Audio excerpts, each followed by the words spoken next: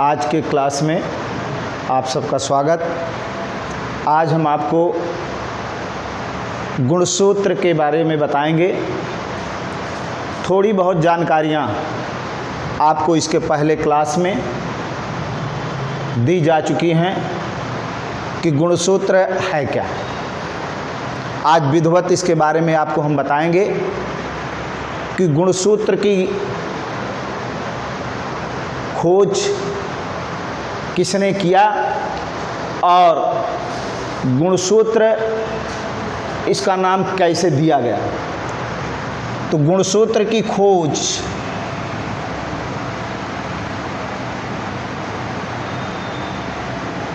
वैज्ञानिक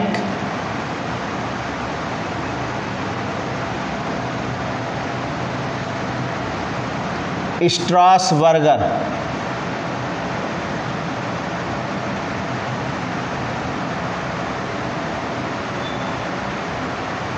ने गुणसूत्र को खोज किया। वैज्ञानिक वाल्डेयर ने इसका नाम दिया क्रोमोसोम। क्रोमोसोम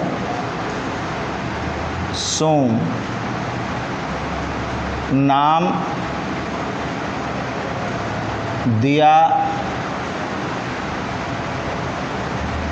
वाल्डेयर ने।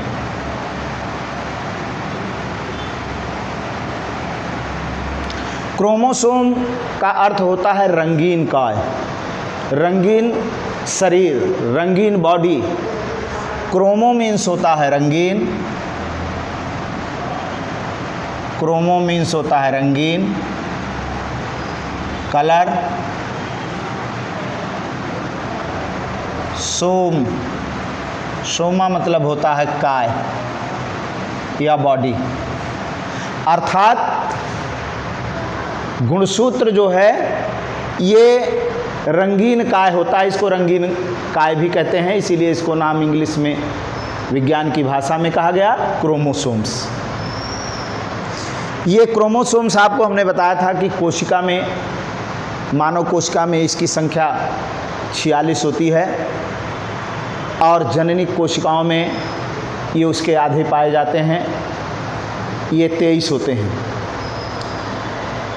इस प्रकार से अगर आकृति के आधार पर देखा जाए तो कोशिका विभाजन के समय जो पश्चावस्था है, जिसे एनाफेज कहते हैं, इस पश्चावस्था में विभिन्न आकृतियों के हमको गोलाकार, सर्पिलाकार, दंडाकार, विभिन्न आकृतियों के रूप में हमको दिखाई देता है। अगर हम एक गुणसूत्र की संरचना को देखें, इससे पहले थोड़ा सा आप समझ लें इसके बारे में।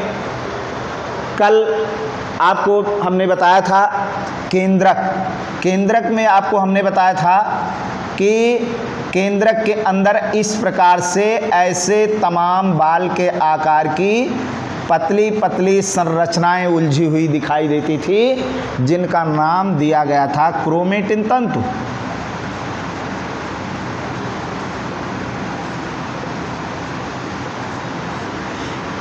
इन्हीं क्रोमेटिन तंतुओं से, जिनको हम क्रोमोनिमेटा कहते हैं, क्रोमेटिड्स कहते हैं, इन्हीं तंतुओं से जब कोशिका का विभाजन होता है तो कोशिका के विभाजन के समय दो तंतु आपस में मिलते हैं और मिल करके दो क्रोमोनिमेटा आपस में मिलते हैं, दो क्रोमेटिड्स आपस में मिलते हैं और मिल करके एक मोटे धागे नुमा संरचना का निर्माण करते हैं, जिसका नाम दिया गया गुणसूत्र।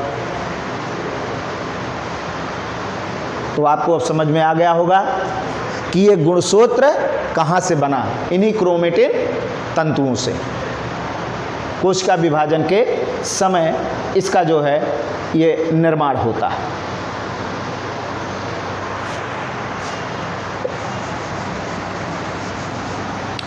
अगर हम इसके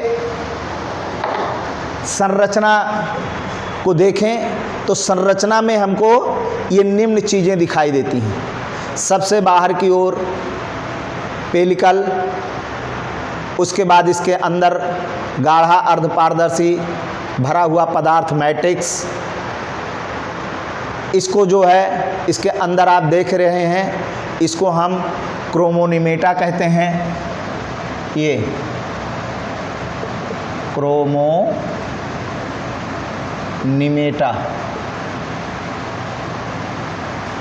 और इसके बाद ये सेंट्रोमियर है, फिर सेटेलाइट जिसे सेट गुणसूत्र कहते हैं, और टीलोमर।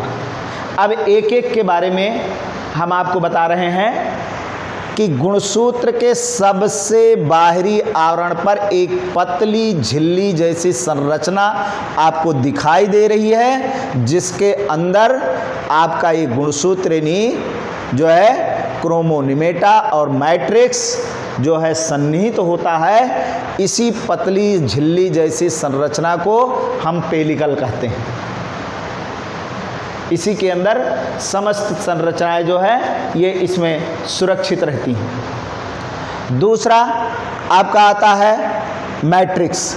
मैट्रिक्स आप देख रहे हैं कि ये एक गुणसूत्र के अंदर यानी पेलिकल झिल्ली के अंदर जो है एक अर्ध तरल पारदर्शी गाढ़ा कणकीय पदार्थ पाया जाता है, जिसे हम मैट्रिक्स कहते हैं। इसी मैट्रिक्स के अंदर में ये आपके क्रोमोनिमेटा जो है वो सन्निहित होते हैं।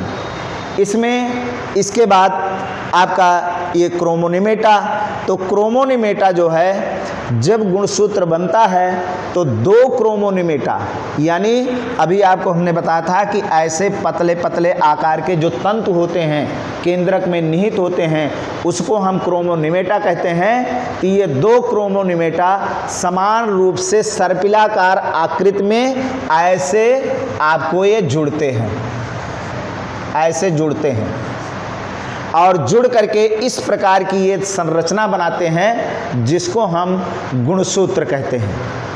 तो एक तंतु को हम क्रोमोनिमेटा कहते हैं, इसी को हम क्रोमेटिड्स कहते हैं, इसी को हम अर्ध गुणसूत्र कहते हैं। और इस प्रकार से ये कुंडलित संरचना में होकर के ये 800 एंगस्ट्रॉम मोटे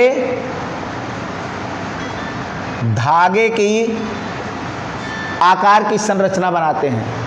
800 एंगस्ट्रॉम मोटे धागे की आकार की संरचना बनाते हैं और इस प्रकार से ये संकीर्णित होकर के ये बनाते हैं। इसके बाद आप थोड़ा सा इसमें समझिए कि ये जो आपको क्रोमोनिमेटा दिखाई दे रहा है, इस क्रोमोनिमेटा पर ऐसे ये क्रोमोनिमेटा है, ऐसे इस क्रोमोनिमेटा पर छोटे छोटे ऐसे उभार, यानी इसमें हल्के और गहरे रंग की उभार की धारियां होती हैं।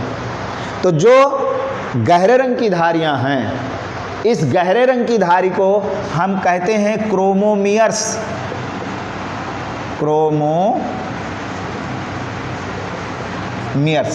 आपको ये यहाँ दिखाई दिया है कि ये आप देख रहे हैं, इसके अंदर ये हल्के ये आपको गहरे रंग की धारियां दिखाई दे रही हैं। यही धारियां जो हैं ऐसे जो इस पर स्थित हैं,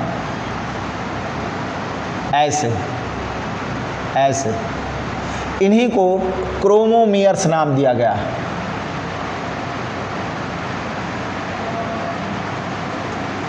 क्रोमोमियर्स। इसके बाद इसके अंदर जो है ये छोटा ये हल्के रंग की धारियां, यानी आपको थोड़ा सा गैप स्पेस दिखाई दे रहा है, इसलिए इसको हम कहते हैं इंटरक्रोमोमियर्स।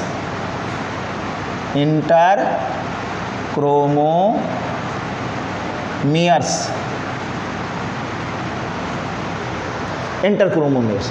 बच्चों थोड़ा सा यहाँ और आप समझ लें कि ये जो क्रोमोमियर्स है, इस क्रोमोमियर्स पर एक छोटे छोटे ऐसे चमकते हुए मोतियों के समान कण निहित होते हैं। और ये जो कण निहित होते हैं, इन्हीं कणों का नाम दिया गया जीन। जीन, जोहानसन नामक वैज्ञानिक ने जीन की खोज किया था। जीन, चूंकि जीन डीएनए का खंड है, डीएनए आपका आनुवंशिक पदार्थ है, तो जीन भी आपका आनुवंशिक पदार्थ हुआ, और ये जीन जो है गुणसूत्रों पर स्थित होता है, इसलिए जो है गुणसूत्र आनुवंशिक पदार्थ का वाहक है। ये आनुवंशिक पदार्थ बिना गुणसूत्र के एक पीढ़ी से दूसरी पीढ़ी में नहीं जा सकता। आप जानते हैं कि जनन की क्रिया में गुणसूत्र हमें 2 पीढ़ियों से प्राप्त होते हैं। एक पिता की पीढ़ी का गुणसूत्र हमको मिलता है, एक माता की पीढ़ी का गुणसूत्र मिलता है। जब जनन की क्रिया होती है तो जनन की क्रिया में ये दोनों गुणसूत्र आपस में, इन गुणसूत्रों का क्रॉसिंग ओवर होता है, एक दूसरे में मिश्रित होते हैं, और इन गुणसूत्रों के मिश्रित होने के पश्चात जो है डिप्लॉयड सेल्स बनती है, जिसको हम द्विगुणित कोशिका कहते हैं। और उस द्विगुणित कोशिका का कोशिका विभाजन होता है, और कोशिका विभाजन के बाद उससे बनता है कोशिका तंत्र, कोशिका तंत्र से ऊतक बनता है, ऊतक से ऊतक तंत्र बनता है, ऊतक तंत्र से जो है अंग बनता है, अंग से अंग तंत्र बनता है, और अंग तंत्र से शरीर का निर्माण हो जाता है। तो 2 पीढ़ियों के गुणसूत्रों से संतान की उत्पत्ति होती है। इसीलिए हूबहू अपने माता पिता के अनुरूप संतानें नहीं होती हैं। संतानें जब उत्पन्न होती हैं तो उसमें पहचान आपके ननिहाल पक्ष का भी कुछ होता है, पिता के पक्ष का भी होता है कि बच्चे का चेहरा ऐसा है, बच्चे का कान ऐसा है, बच्चे की आंखें ऐसी हैं, फला को हैं, फला को हैं। इस प्रकार से ये स्थितियां ऐसे उत्पन्न होती हैं। तो उसके लिए जो जिम्मेदार है आपका जीन। तो जीन का वाहक कौन हो गया? ये आपका गुणसूत्र हो गया। इन्हीं गुणसूत्रों पर जीन स्थित होते हैं। तो इसके पश्चात आपका आता है सेंट्रोमियर। सेंट्रोमियर में आप देख रहे हैं कि जो 2 क्रोमोनिमेटा हैं, क्रोमेटिड्स हैं, ये क्रोमेटिड्स अभी जो हमने आपको बताया कि जहाँ पर आकर के ये दोनों मिलते हैं, ऐसे यहाँ आप देख रहे हैं ये प्रथम संकीर्णन है। संकीर्णन का मतलब होता है जब गुणसूत्र जहाँ पर जुड़ते हैं, मुड़ते हैं आकर के, पहला झुकाव उनका जहाँ होता है, ये प्रथम संकीर्णन कहलाता है, प्राथमिक संकीर्णन। इस स्थान पर ये आपको संरचना हम दिखाए दिए हैं। यहाँ पर ये गुणसूत्र यहाँ पर एक दूसरे से जुड़े हुए हैं। तो जो जुड़े हुए हैं इस भाग को हम कहते हैं सेंट्रोमियर। इस सेंट्रोमियर में यहाँ पर दोनों क्रोमोनिमेटा या क्रोमेटिड्स या अर्धगुणसूत्र ये आकर के जुड़ते हैं, इसको हम सेंट्रोमियर कहते हैं। इसके पश्चात गुणसूत्रों में दूसरा संकीर्णन भी होता है, लेकिन सब गुणसूत्रों में नहीं होता, कुछ ही गुणसूत्रों में। प्राथमिक संकीर्णन तो सभी गुणसूत्रों में होता है, लेकिन द्वितीयक संकीर्णन जो है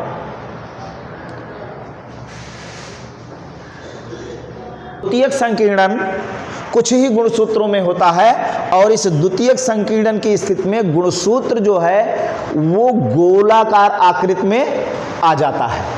आप यहाँ देख रहे हैं कि यहाँ से यहाँ देखिए, ये जब गुणसूत्र गोलाकार आकृति में आ जाता है तो इस गोलाकार आकृति में आए हुए गुणसूत्र को हम सैट गुणसूत्र या सैटेलाइट गुणसूत्र कहते हैं। ये सभी गुणसूत्रों में नहीं होता, केवल द्वितीयक संकीर्णन कुछ ही गुणसूत्रों में होता है, इसलिए हम इसको द्वितीयक संकीर्णन कहते हैं। उसके बाद गुणसूत्र जो है एक गोलाकार आकृति में 1 से 2 या 1 से अधिक जो है संख्या में गोलाकार आकृति गुणसूत्र की बनती है, जिसको हम सैटेलाइट गुणसूत्र कहते हैं। लास्ट में इसकी संरचना में आता है टीलोमियर्स। टीलोमियर्स जो है ये गुणसूत्र के जो सिरे हैं, प्रथम और अंतिम, ये दोनों सिरे जो है यही दोनों सिरे कहलाते हैं टीलोमियर्स। गुणसूत्र के अंतिम छोर वो टीलोमियर्स कहलाते हैं। इस प्रकार से ये आपकी गुणसूत्र की संरचना हो गई। गुणसूत्र आप जान रहे हैं कि ये जीन का वाहक है, इसलिए आनुवंशिक लक्षणों को माता पिता से संतानों में ले जाने का कार्य करता है। साथ ही साथ जो है ये वंशागत की इसे हम इकाई भी कहते हैं। और चूँकि जीन उस पर स्थित होता है, इसलिए माता पिता के गुणों को इस जीन के द्वारा संतति में पहुंचाता है। जीन जो है इसको हम कोशिका का आपको बताए थे कि जीन को कोशिका का हम इंजीनियर भी कहते हैं।